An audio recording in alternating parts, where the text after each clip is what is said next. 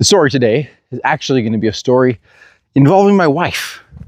I've been showing her these stories, and the comment she made recently was, why don't you tell one of the stories where I'm the hero?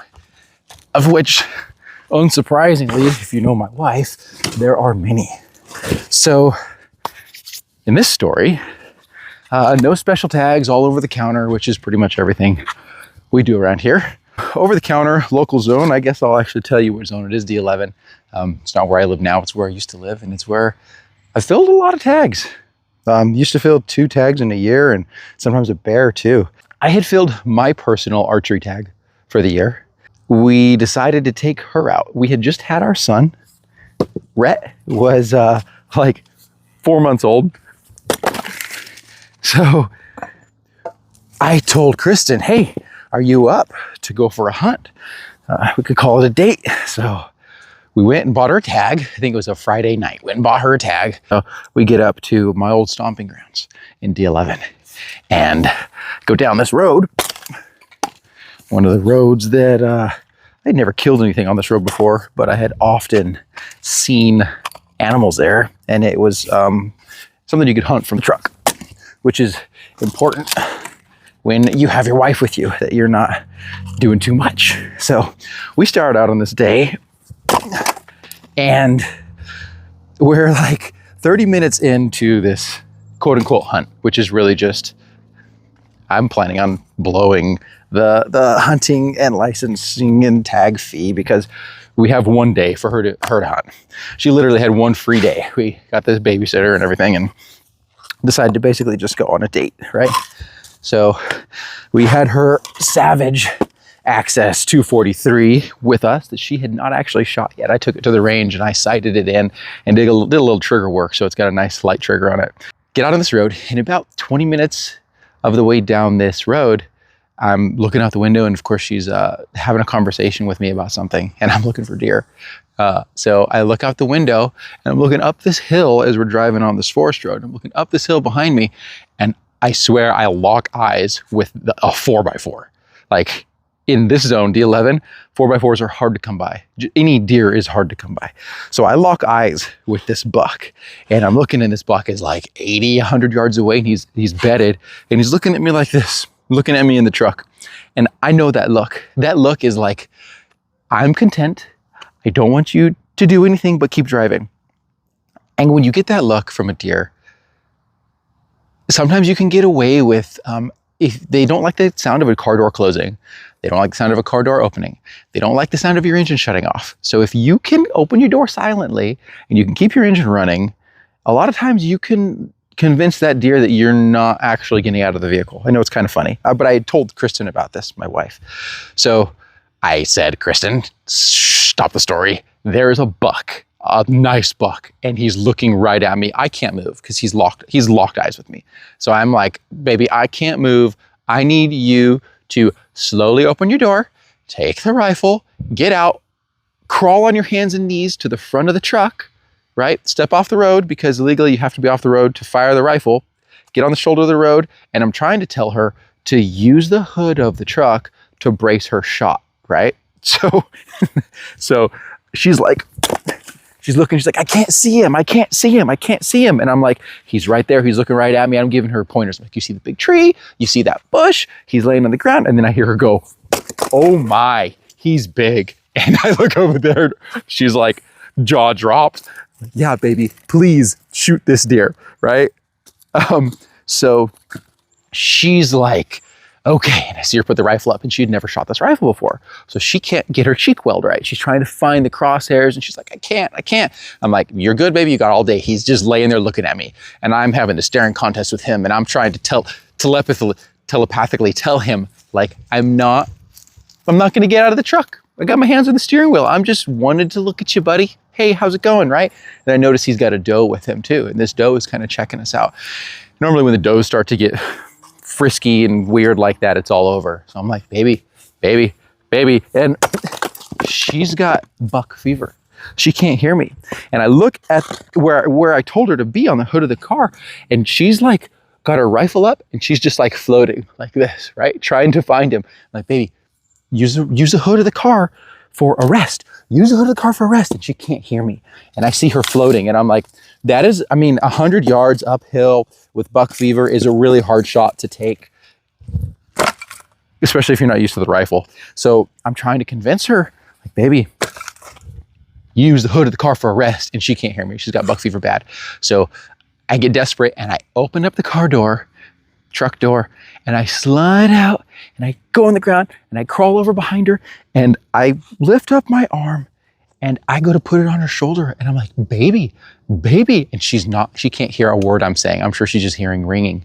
She's just she's so worried about making the shot on a deer, which is funny because she acts like she doesn't care. She doesn't get excited about much. She doesn't get worried about much. She doesn't get scared of anything. And she's not impressed by anything either. So every time I bring home a bear, I'm like, look at what I killed with a pointy stick and a bow. And she's like, cool, baby. I'm like, so hopefully I can get some vicarious, I don't know what the word I'm looking for. Hopefully you guys enjoy it. I'm sure she enjoys it too, but she doesn't ever let on. So I go to put my hand on her shoulder and I'm whispering, baby. And as soon as my hand touches her, boom, she just lets one rip. And she looks surprised by the shot. She looks at me and I'm like, did you hear me? And she's like, no, I didn't hear a word you were saying. So I'm like, hope for the best on that one. But if that was me in that situation, I would have been a mile off on my shot. But she's actually a great shot, as men don't like to admit it, but oftentimes women are better shots. They've got steady hands and they don't tend to get that same trigger fear, that recoil compensation that I get. Like when I know that trigger's staged and it's at that wall and it's about to break, I'll lean into it a little bit because I know that gun's going to kick and it throws everything off. It's hard to mitigate that. So gun goes off.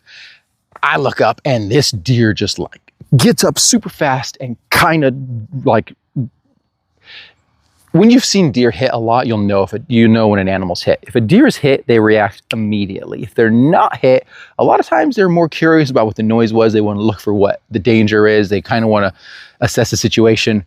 If they're hit, they're moving. So this deer was moving. So I knew he was hit. So I'm like, you hit him, baby. Rack another round, get ready. And this deer is just like gone into the bushes, gone. And that doe is kind of hanging out.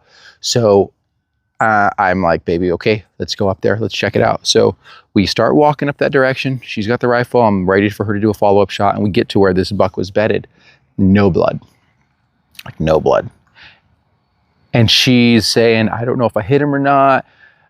I don't know if the shot was good. I said, okay, what's the last thing you saw? And she said, the last thing I saw was the crosshairs were on his chest. Now, from my vantage point, this deer was broadside looking at me, right?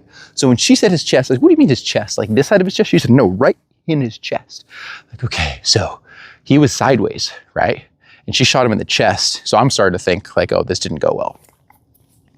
So we get up there and I eventually find a little speck of blood. I'm like, oh, baby, we got blood. This is great. When I said we got blood, she starts bawling. She starts crying and she's like, oh my God, I hurt him. I hurt this deer and now he's gone. And I'm saying, baby, it is too early to cry, right? We haven't looked enough. This deer is probably dead right here. Like, you felt good about the shot. You said you shot him in the chest. So, I mean, she knows where the heart's located, you know? So we start looking, I find a little bit more blood and I find some fat and it looked like pieces of like bone. I'm like, okay, this is weird, but there's like no blood, hardly any blood, like specks of blood. I walk around the corner and this deer is dead, like 20 yards away from where he was laying and there's no blood. Wild. So I'm like, baby, you just killed this deer. And she starts crying happy tears. So she's ecstatic. She killed this deer. And I didn't know how big it was at the time. I told her it was big, but let me show you something. Look at this, a 4x4 in D11. Look at that. That is a beautiful little 4x4. Of course, the archery deer I shot, it was like a few days before she killed this one. It was only a 3x3, but he was like that. So she was always like, why do you always have to one-up me? That's kind of why she was saying that she wanted a story where she was a hero. So Here you go, baby. You're the hero in this one. 4x4. So I made her drag it out of there. We cleaned it up, and his doe was sticking around, right? His doe was sticking around in that area, and I didn't have my bow with me, but I did have another tag in my pocket, an archery tag for a doe right there. So we clean that deer up.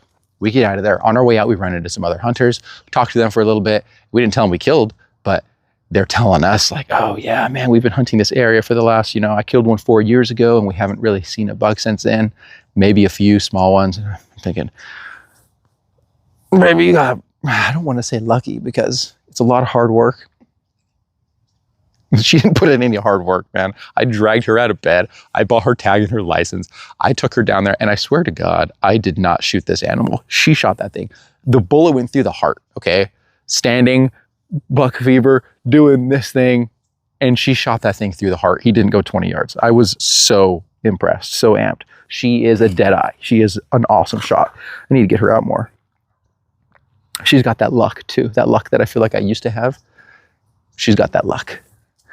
So the story's not over yet. The next day, I think that was a Saturday. The next day, I drive back up there with my bow, and I found that doe, and she was still hanging out in the same area. And I made like an 80-yard shot on this doe, and she spun because she knew that, she knew what was up. She saw me the day before. She's like, you're bad news. So it was this downhill shot. I ranged her at I think she was like 65. But it was downhill, so I don't know what the math is on the trig for angle compensation, but it's farther. So then she moved another 5 yards. I shot for 70 with my 70-yard pin. She's downhill, and I just watched this. She spun on me, right? I think she spun away. So it ended up entering in her hip and crossed everything on the way out. Instead of going in after her, I went up high because this was in the snow. It was the first time I've ever killed in the snow. So I went up high, and I started walking these ridges and glassing, and I could just glass this blood trail straight to this doe. Glass a blood trail straight to the doe. So our freezer was mighty full that season. I think that season I did not kill a bear. I don't think I killed a bear that season, which was unfortunate because that's like my favorite thing is to fill all my tags. But I'm gonna start putting in for out-of-state tags and whatnot. I mean, I do put in a little bit. I've hunted elk in Colorado, and I killed a bear with my bow in Colorado last year. But the more tags you have in your pocket, the harder it is to fill all of them. So if I start putting in for more tags, I have a feeling I'm gonna start eating a little more tag soup, but that's okay because tag soup goes well with venison. And it seems like we end up with a lot of venison. So this doe and this